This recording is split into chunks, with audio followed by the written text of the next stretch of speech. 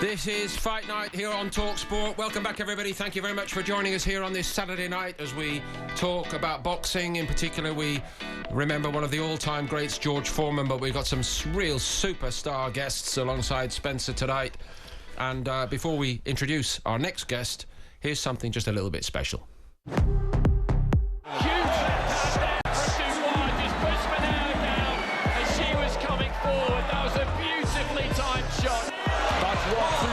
Dubois, and down goes Kamara. It's really good work to the body from Caroline Dubois. Oh, beautiful shot there from Dubois. Left hand, right hook. Really dominant this from Caroline Dubois. She's dictated. Strong left hand there from Dubois. Just sends Shin staggering back. Oh, what a shot.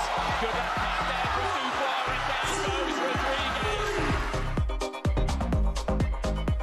Yes, everybody, it's one of the fastest rising stars in women's boxing, the one and only Caroline Dubois. We welcome you to the show, and here is the opening few bars of Sweet Caroline, sung by Spencer Rollins. Well, I don't know, but I don't think... He wrote that, Caroline. I want you to know he wrote that as well. I don't think our viewers, our listeners would actually enjoy that, if I'm totally honest. But Caroline, do you know what I loved about this? Caroline Dubois sitting opposite us right now, and she's sitting there, and we played the opening to that clip there that we just gone out, and she's sitting there, and I'm looking at her going, yeah, that's you. He's going, is that me? That's me. Yeah, brilliant. Caroline, how are you anyway? I'm very well, very happy to be here. So thank you guys for inviting me down again. Our privilege, of course. Yeah. Listen, let's talk about your last fight, the Royal Albert Hall. Now, we were just having that conversation, weren't we, before on there? It's where my last fight was, actually, but it didn't go according to plan, my last fight. Yeah, I don't actually remember being there. I woke up 2 weeks later and had to rebuild my life, but that's another story. So, you being back at the Royal Albert Hall, boxing being back at the Royal Albert Hall, how good was that? I mean, it's an amazing venue, right? Yeah, I mean, all leading up to the fight, all I've been hearing is how amazing the venue is. It's people are saying it's their best, their favourite.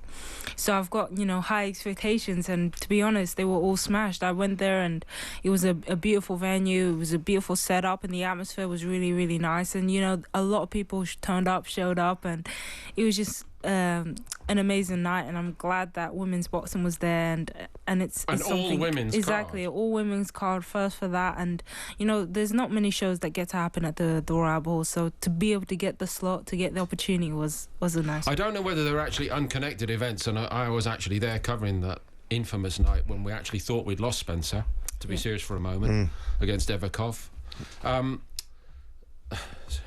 Painful memories in many ways, but most of all for Spencer, obviously. But in terms of the years between big fights like Spencer's at the Royal Albert Hall and the last few years, I don't know how connected your incident was to it, but for many years there was a real problem getting boxing on in the venue. I think from memory there was an issue with the council as well in terms of the staging of boxing and the think it was because of obviously what had happened in the fight with myself and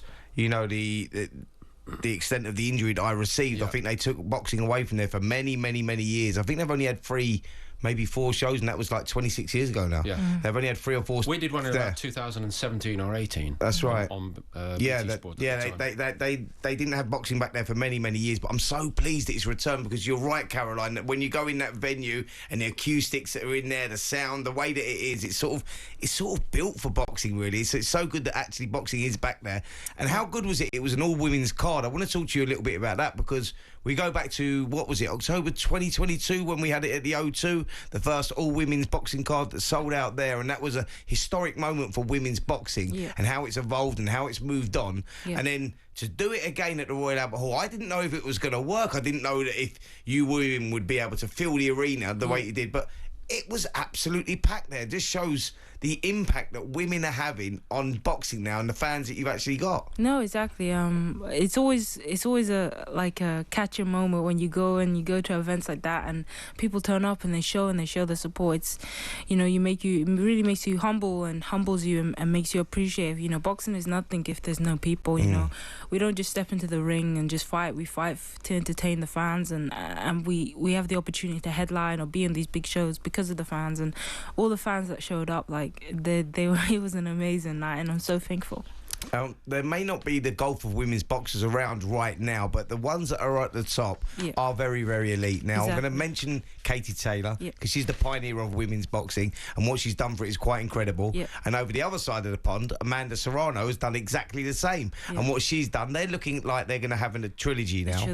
But I know you're breathing down their neck. I know you're chasing them. You need other dance partners, and they are the girls to actually be in the ring with, aren't they? So is that a fight that you'd be looking at, maybe the winner of that? Because you're fast on their heels now. 100%. Listen, I feel like when you're at the top, everybody's gunning for you. You know, you have a massive sign at the back of your head, and everybody can see it, and everybody's gunning for you. And you know, I think me, myself, and a few other girls, we are the prime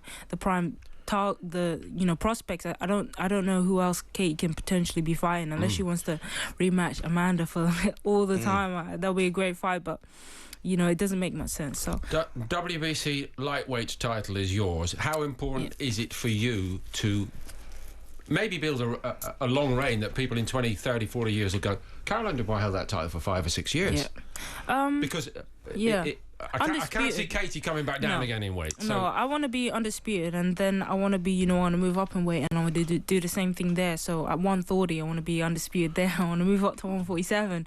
I don't know how heavy I will get, but we'll see. I think we'll start with 3, and then we'll see where we get. You know, I don't want to be someone who just sits and hangs around. You know, for women, being a world champion isn't necessarily an easy thing to do, but it's a quick thing to gain. If you're good enough, you get the opportunity.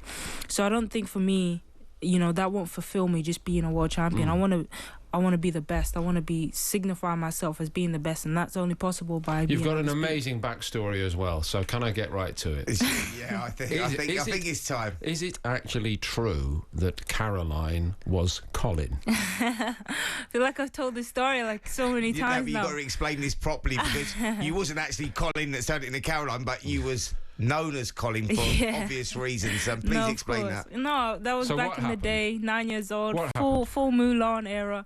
You know, when I started boxing at the time, Repton Amateur Boxing Club and a few other boxing clubs like Del Youth and West Ham, they were boys boxing clubs, and on the door they would say Repton Amateur Boys Boxing Club, and you know, they didn't allow females in the gym, and they didn't want it.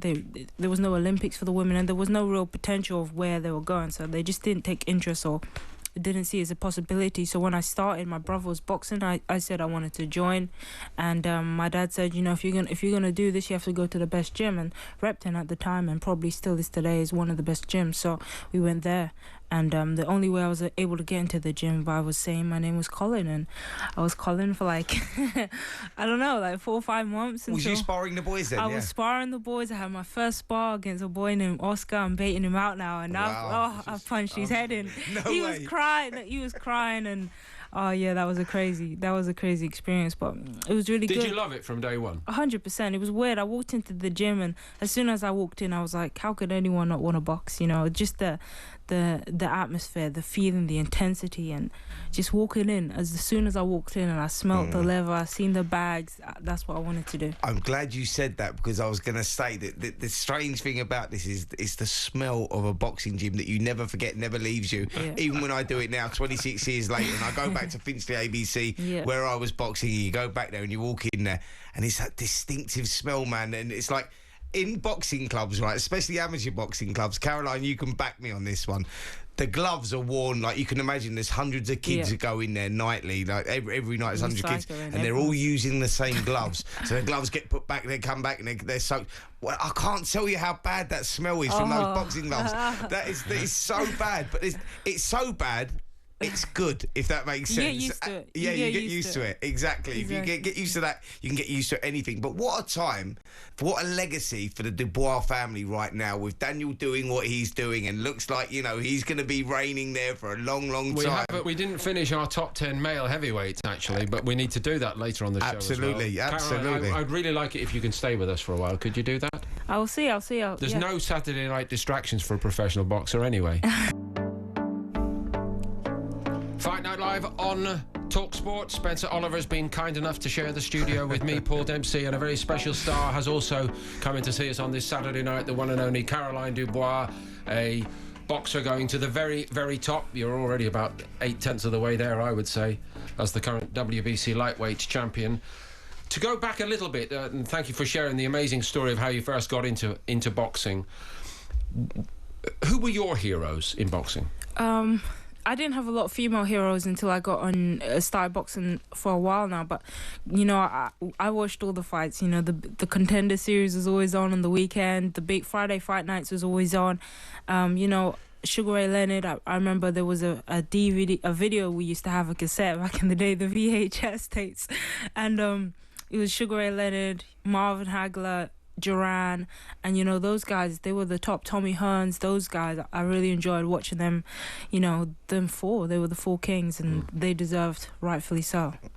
And in your family, we all have this picture that actually pretty much everything revolved around boxing. I think that's a fair picture for everybody, because you're a big family, aren't you? Big family, and boxing was just the focus. It was the center. It was the sun that we all spun around and evolved around. It was the one that dedicated how we lived and how we trained and what we did, and I was lucky enough to become a part of that. So yeah. Paul, that's not uncommon, by the way, that actually within boxing, when you get that with boxing families and whatnot, I've done it with my brother as well, my dad and my granddad boxing and everything else. You grow up knowing nothing but boxing. It's sort of like it's there, it's installed from a very young age. You know nothing but that. My early memories of growing up watching Marvin Hagler and the four that you said, and like getting up and listening to Mike Tyson on the radio and everything else. But everything, it's like your life. Boxing doesn't revolve around your life revolves around boxing. Exactly. And I get the sense that happens in the Dubois household. Yeah, exactly. I mean, boxing was a massive part. I think as I've gotten older, I've realised there's a little bit more to life. But back in the day, that was the only life. That was the life that we lived, and it was the life that was going to, get me where I wanted to be and give me motivation. Where do you want to be? I mean, for me, I just want to be happy. Now I've realised, the important thing in life is to be happy, satisfied, and be constantly busy, work and enjoy what you want to do, and I'm doing something that I'm truly, truly happy about. Mm-hmm. Did you ever have, when you were younger and you have these dreams, and I know that you competed in the Olympics and you just missed out on a medal there, and that was obviously the dream for you as a young, and I know that's sore asking or bringing that one up, bringing that one up, because I know that you should have gone on and you should have won that gold medal, and things didn't go your way, but that happens in boxing, so that dream was over. But did you ever believe that you was going to go on and get that green and gold belt, that WBC belt? Because I mean, that is every fighter's dream, man, just to have that, and you've achieved that. No, definitely. I don't want to sound arrogant, but I've always believed that, I was going to the top, and when I turned pro, the only ambition, the goal was to be a world champion. If I didn't hit that, I would have been, disappointed. So to get it, it wasn't a surprise to me. It was more like, this is what's meant to happen. Mm-hmm. How important for you, we were speaking earlier on the show tonight, Caroline, how important for you is it that boxing is going to be in the Olympics? Very important. When I started boxing, there was no Olympics for women, so I didn't really have any direction. I was just doing it. I was hoping maybe I'd be like Layla Ali one day, turn pro. But when the Olympics happened 2012, suddenly, boxing came into focus. There was vision, there was goal, there was dream. And after the Olympics, all I ever focused on, I went to bed dreaming about the Olympics. I woke up dreaming about, on my runs, all I thought about was the Olympics. And to take that away from so many young kids, it would have been a travesty. Boxing has been such a hallmark of the Olympics, and to take that would have been a shame. Can I ask you, at what age did you know you was going to become a boxer? It's an interesting one. I started boxing when I was 9. Before the Colin days, obviously. I don't know. But my dad was very focused on Daniel. All he spoke about was Daniel's going to be a world champion, da-da-da. Yeah, but you must have had this burning thing inside, because I had a similar thing with my older brother, and the focus was always on him. It was always if on anything, him, that fed me, and that made me become where I wanted to go. So I'm just intrigued to see, how it happened with you. Yeah, I think it's funny. Me and my sister, we used to play games, and we would create like a boxing kind of game.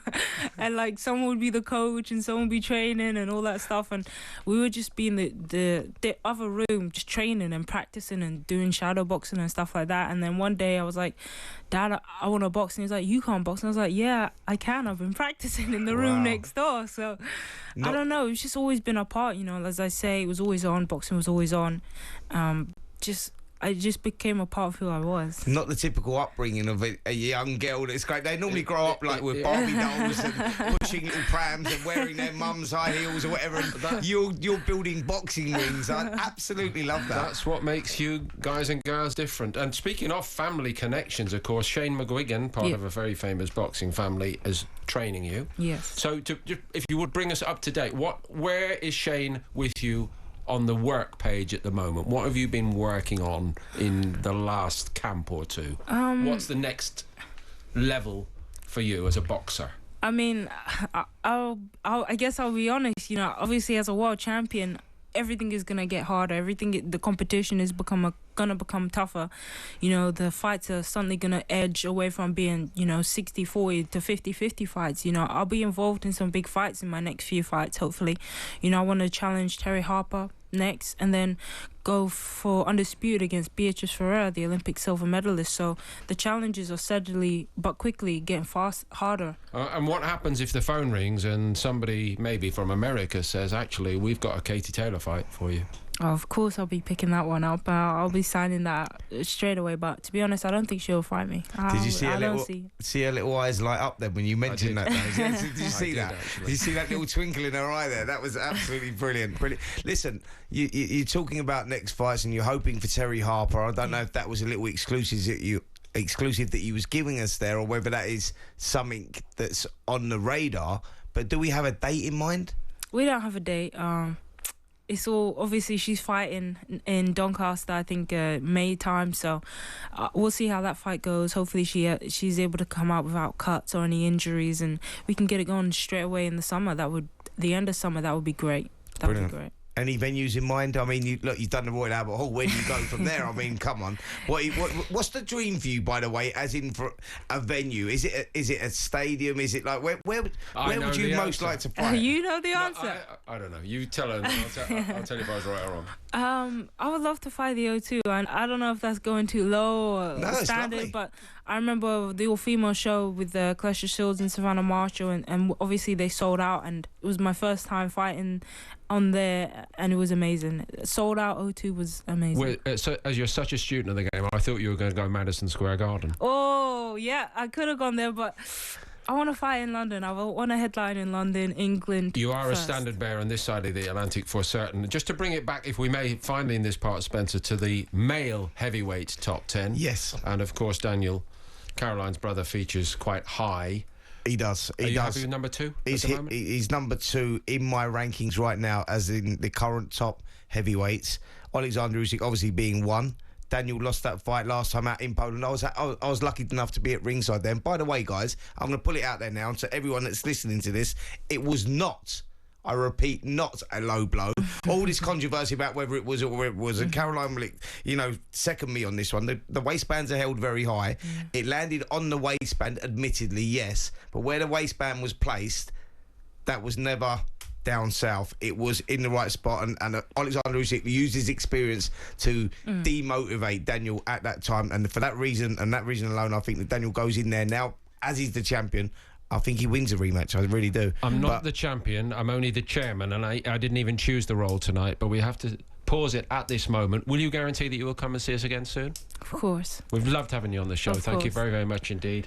Thank you. Caroline, thank you. Caroline, may I say one thing about your boxing ability apart? I can see now why the BBC viewers made her the young personality of the year. This skill's a superstar in the making. You have got it all. Thank you very much. You're not bad either, Spencer. Now, listen, Paul, I'd take that. I'd take that. More in a moment here on talkSPORT. On AM, on DAB, via the talkSPORT app and on your smart speaker. talkSPORT.